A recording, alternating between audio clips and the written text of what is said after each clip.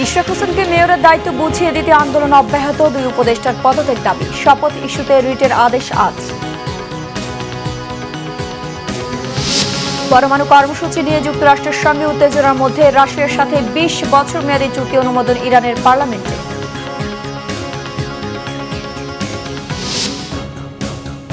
দেখছিলেন crown cement সংবাদ শিরোনাম, এবার বিস্তারিত। বিএনপি নেতা ইঞ্জিনিয়ার ইশরাক হোসেনকে ঢাকা দক্ষিণ সিটি মেয়র হিসেবে শপথ পড়ানো ও দুই উপদেষ্টার পদত্যাগের দাবিতে কাকরাইল মোড়ে অবস্থান কর্মসূচি চলছে। ঢাকা দক্ষিণের বাসিন্দাদের ডাকে এই আন্দোলন চলমান রয়েছে। কাকরাইল মোড়ে বুধবার সকাল থেকে দিনরাত অবস্থান ছিল নগরবাসীর।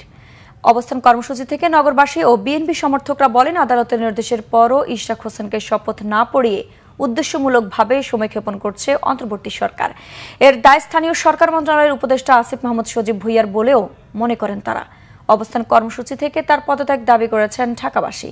এর আগে অবস্থান কর্মসূচিতে যোগ দিয়ে ইশরাক হোসেন বলেন, মেয়র হওয়াই তার উদ্দেশ্য নয়, বরং বৈষম্যের প্রতিবাদ জানাতে এই আন্দোলনের সঙ্গে সংহতি জানাতে এসেছেন। উপদেষ্টা আসিফ মাহমুদ সজীব ভুইয়া ও তথ্য উপদেষ্টা মাহফুজ আলমের পদত্যাগের দাবি জানান তিনি। ঢাকা দক্ষিণের মেয়রের দায়িত্ব ইশরাক হোসেনকে বুঝিয়ে দিতে টানা 8ম দিনের মতো চলছে নগরবাসীর আন্দোলন। বিএনপি নেতা ইশরাক হোসেনকে ঢাকা দক্ষিণ সিটি কর্পোরেশনের মেয়র হিসেবে শপথ না পড়ানোর নির্দেশনা আছে উচ্চ আদালতের দায়ের করা রিটের আদেশ আজ। গতকাল রিটের শুনানি শেষে ইশরাক হোসেনের আইনজীবীরা জানান, কোন রাজনৈতিক বিষয়কে আদালতে এনে আগে সেগুলো নষ্ট করা হয়েছে। এখন সুয়মুটো দিলে মানুষের মনে অন্য কিছু বার্তা যাবে। এর আগে 2014-18 নির্বাচন নিয়ে তো কোর্ট কোনো সুয়মুটো দেয়নি, এখন কেন সুয়মুটো দেবে, এ প্রশ্নও করেন তারা। আইনজীবীরা বলেন, যারা মামলা করেছেন তারা তো কোনো পক্ষ না, তাদের মামলা করার কোনো ক্ষমতাই নাই। মামলা করলে করতে পারবেন ওই নির্বাচনের আরেক প্রার্থী ব্যারিস্টার শেখ ফজলে তাপস। দর্শক, হাইকোর্টে আছেন বিশেষ প্রতিনিধি আহমেদ সরোয়ার, সরাসরি যাচ্ছি তার কাছে।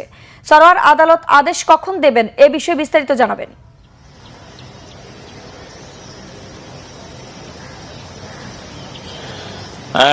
আজকে নর্মালি 10:30টার দিকে হাইকোর্ট তার কার্যক্রম শুরু করে। তো আমরা যতটুকু জানতে পেরেছি, গতকাল যেটা বলেছে 11টার পরে হয়তো হবে, কারণ কোর্টের কার্যক্রম শুরু হলে কিছু অ্যাডমিনিস্ট্রেটিভ কাজ থাকে, মোশন টোশন বিভিন্ন রকমের এগুলো থাকে, সেগুলো শেষেই এটা অর্ডারের জন্য থাকবে। তো আমাদের গতকালকেই বলেছে যে 11টার দিকে এই রায় দেওয়া হবে।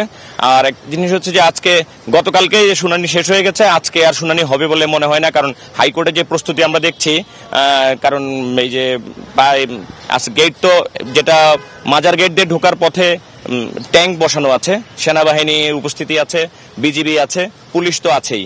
তো যেরকম নিরাপত্তা ব্যবস্থা আমরা দেখছি, তাতে আশা করছি যে রায় হয়তো আজকে হয়ে যাবে, কারণ নর্মালি রায় না হলে এরকম নিরাপত্তা ব্যবস্থা, এখন রায়ের সংক্ষুব্ধরা কি করে বা সেরকম একটা মাথায় রেখে তারা একটা নিরাপত্তা ব্যবস্থা ঢেলে সাজিয়েছে হাইকোর্ট কর্তৃপক্ষ।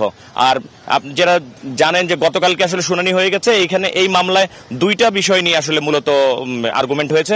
একটা হচ্ছে যে যারা রিট করেছেন তাদের রিট করার এখতিয়ার আছে কিনা। আর ইশরাকের আইনজীবীরা বলছেন যে তাদের রিট করার এখতিয়ার নেই, এবং তারা শুধু এটা না, নির্বাচনী আইনেও এই থার্ড পার্টিকে রিট করার বা থার্ড পার্টি কোনো কিছু সংক্ষুব্ধ হওয়ার কোনো বিধান নাই, যার কারণে এই রিট চলতে পারে না। আর আসামি যারা রিট করেছেন তাদের কথা হচ্ছে যে নির্বাচনী ট্রাইব্যুনালে যে রায় নিয়েছেন, আদেশ পেয়েছেন ইশরাক, সেটা বেশ কিছু অনিয়ম আছে, অসঙ্গতি আছে। কিন্তু তারপরেও ইশরাকের আইনজীবীদের বক্তব্য হচ্ছে, যদি কিছু থেকেও থাকে, কিন্তু যেটা যিনি পক্ষ সংক্ষুব্ধ, যিনি প্রতিদ্বন্দ্বী প্রার্থী, তিনি হতে পারেন, যে কেউ এসে এই রিট করার বা এই বিষয় নিয়ে চ্যালেঞ্জ করার কোনো এখতিয়ার নেই, সেই জন্য এই রিট চলালে শুনানি হতে পারে না। তো এই দুটো বিষয়ের উপর রেখে দুই পক্ষ তাদের কথা বলেছে। আজকে বিচারপতিরা রায় দিবেন যে তারা আসলে কোনটাকে গ্রহণ করেছেন, এই রিট কি চলতে পারে না রিট খারিজ হয়ে যাবে, সেটার জন্য আসলে আদেশের জন্য অপেক্ষা করতে হবে। স্যার, আপনাকে ধন্যবাদ। উত্তরাঞ্চলে এবার উদ্ধৃত থাকবে 5,68,000 কোরবানিযোগ্য পশু। তার উপর ভারতীয় গরু আসার শঙ্কায় দাম পাওয়া নিয়ে দুশ্চিন্তায় খামারিরা।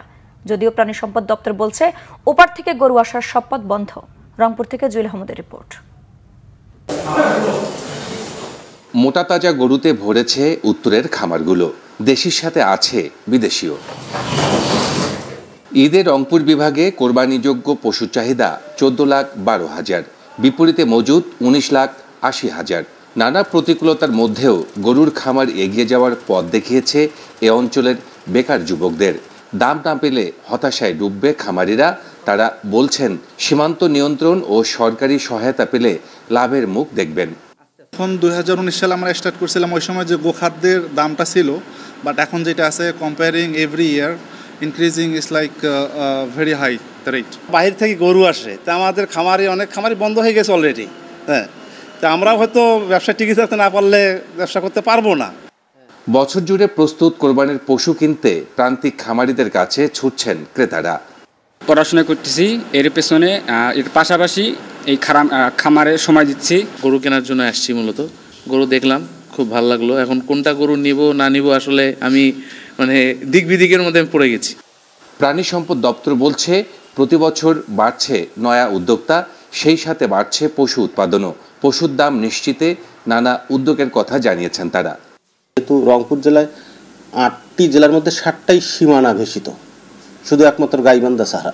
তা আসলে সেখান থেকে গরু আসার একটা আশঙ্কা অনেকেই করে, তবে আমি যতটুকু খোঁজ নিয়েছি অনেক দিন থেকে এটা হচ্ছে না এবং কোরবানির ঈদেও এটাও হবে না। তাতে করে যে আমাদের খামারিরা যে আশা নিয়ে গবাদি পশু লালন পালন করেছেন, আমার বিশ্বাস তারা উপযুক্ত মূল্য পাবে। ছোট বড় মিলে এবছর 1,97,000 খামারে গরু, 9 লাখ, ছাগল, ভেড়া, মহিষ, গারল ও দুম্বা মজুদ আছে 10,20,000-এর বেশি।